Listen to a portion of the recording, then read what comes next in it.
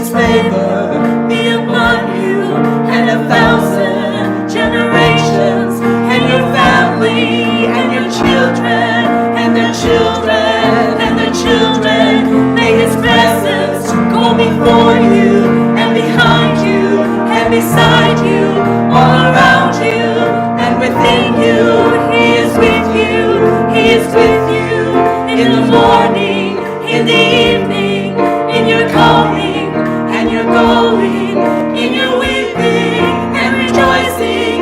He is for you. He is for you.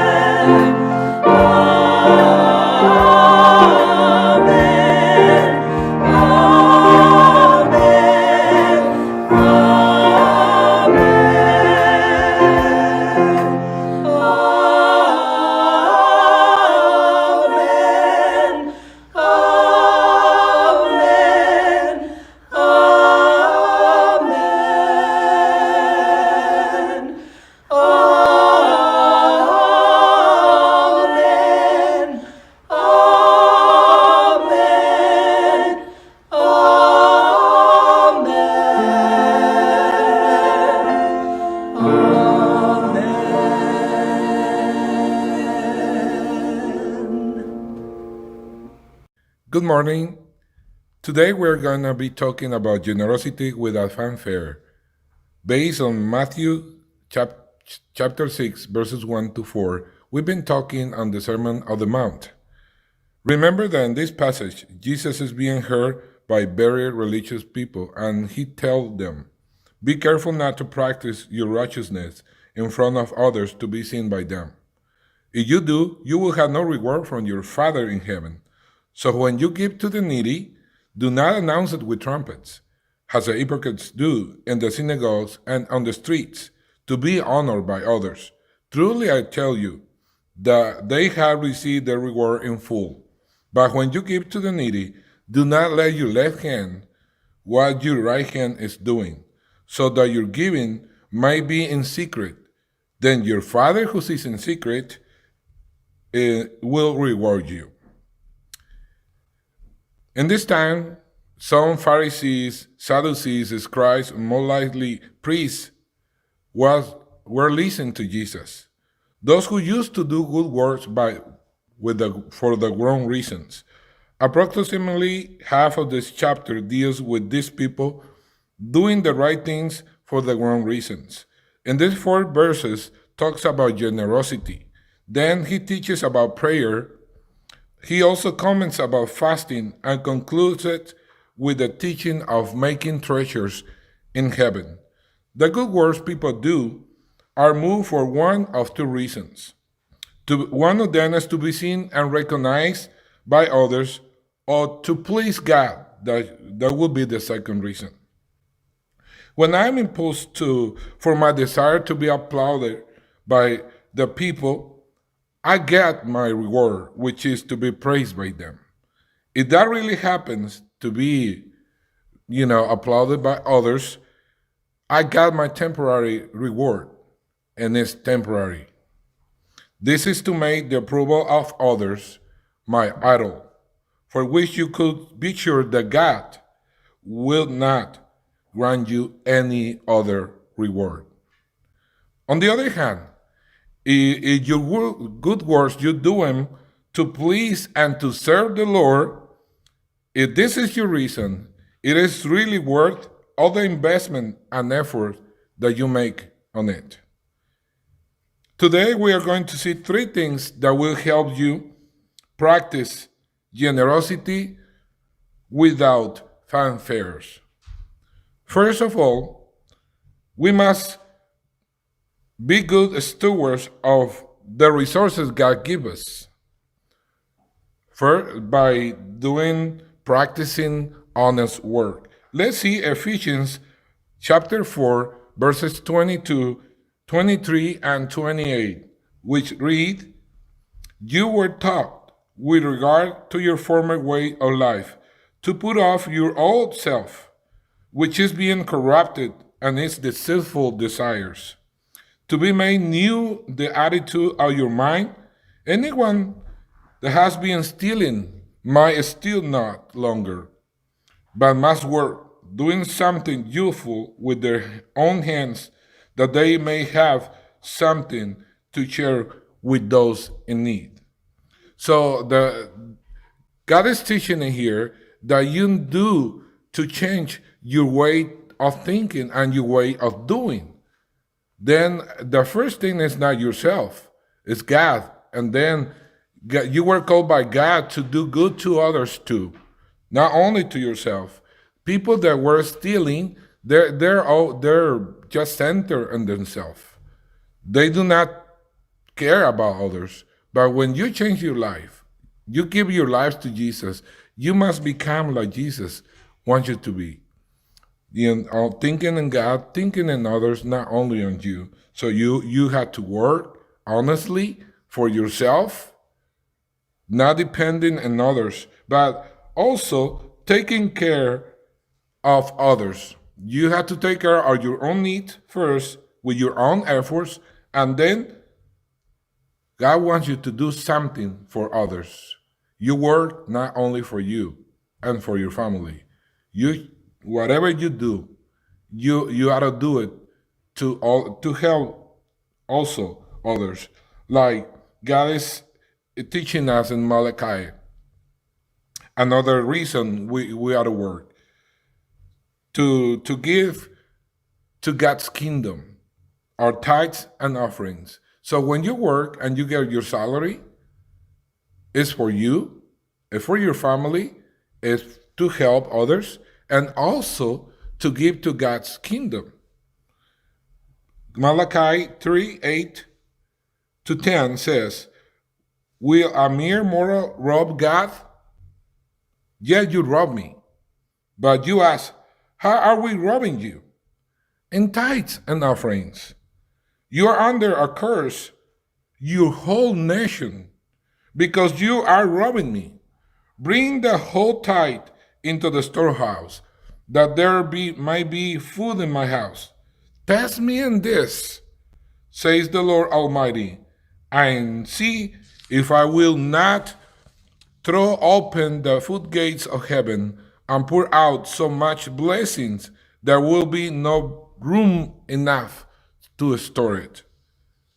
So a portion of what God gives me that I receive from Him is expecting me to use it on helping others in need.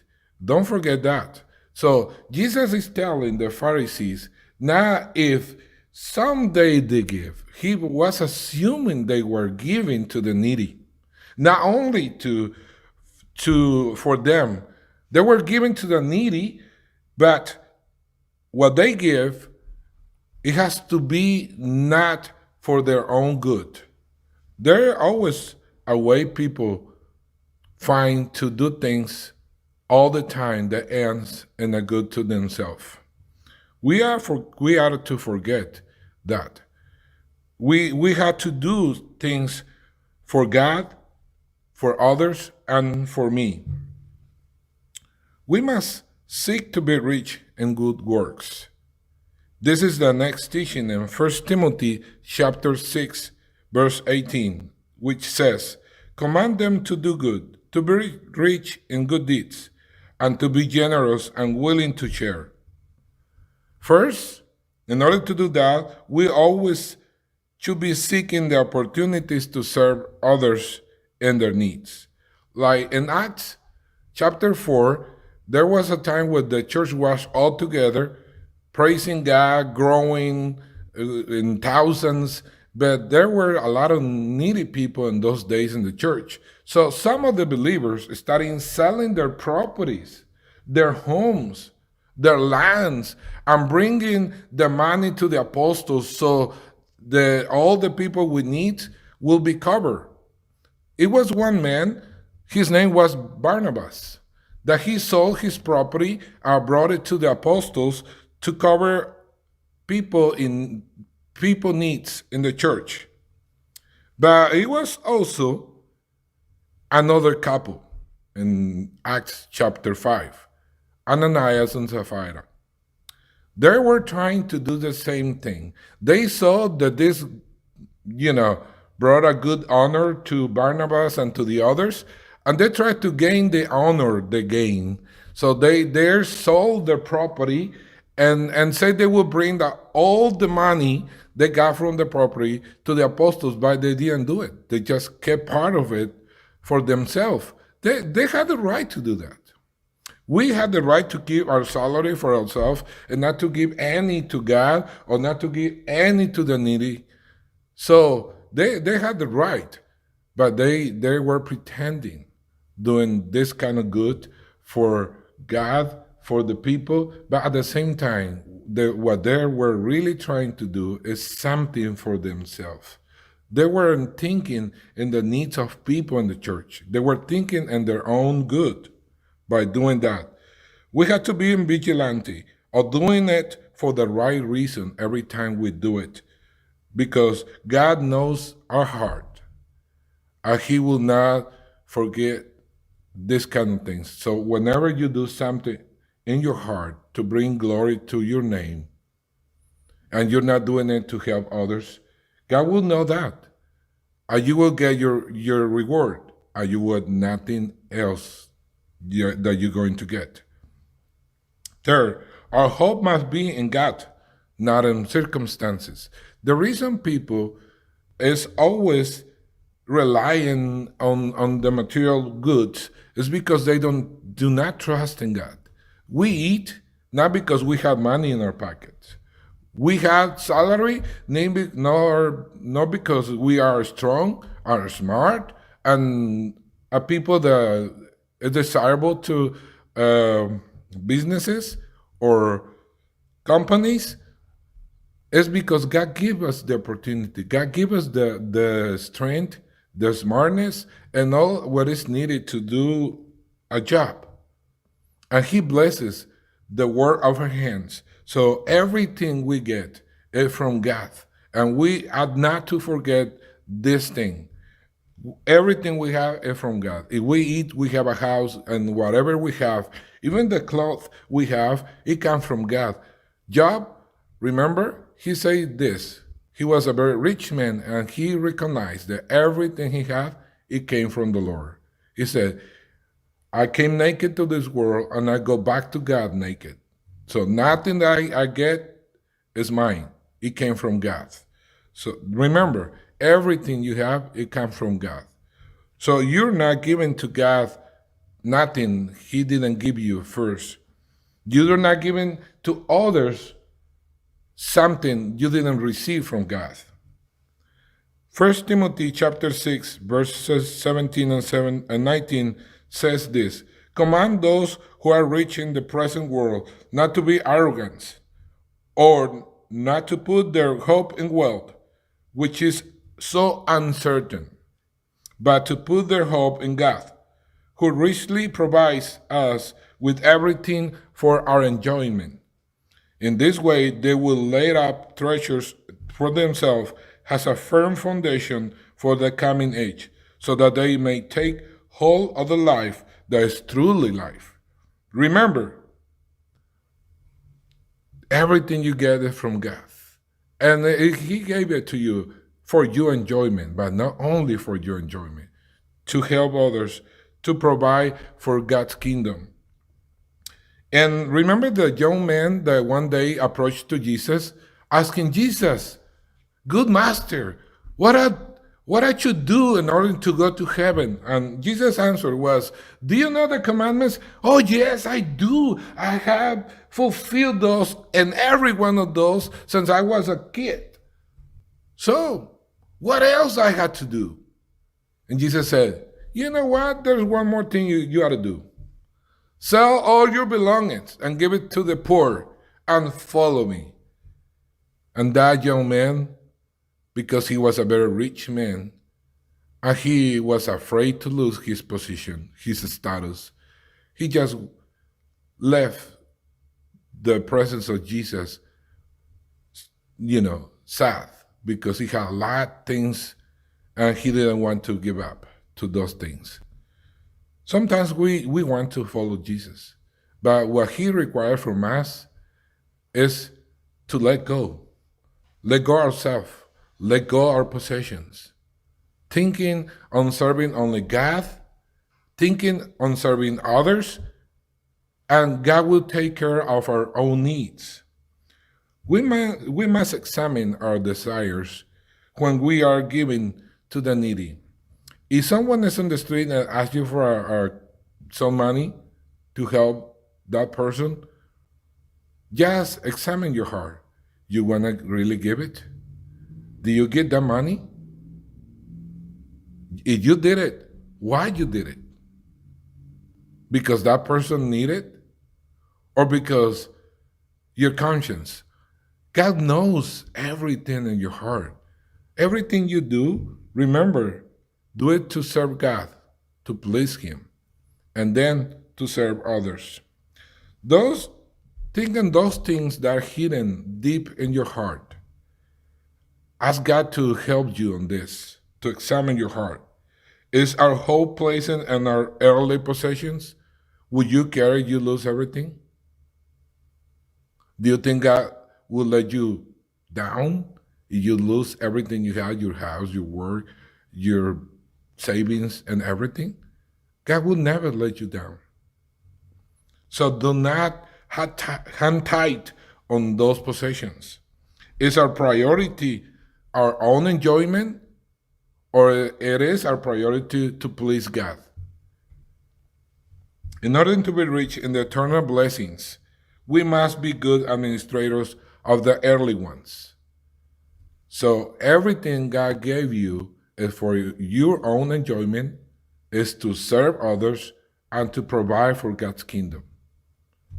Even if it's only $1 or $1,000,000. One time,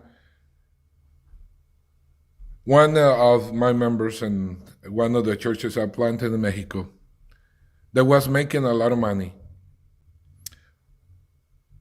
he asked me to help him grow spiritually. So one day I talked to him about tithing. And he told, I do tithe, Pastor. Yes, I do tithe.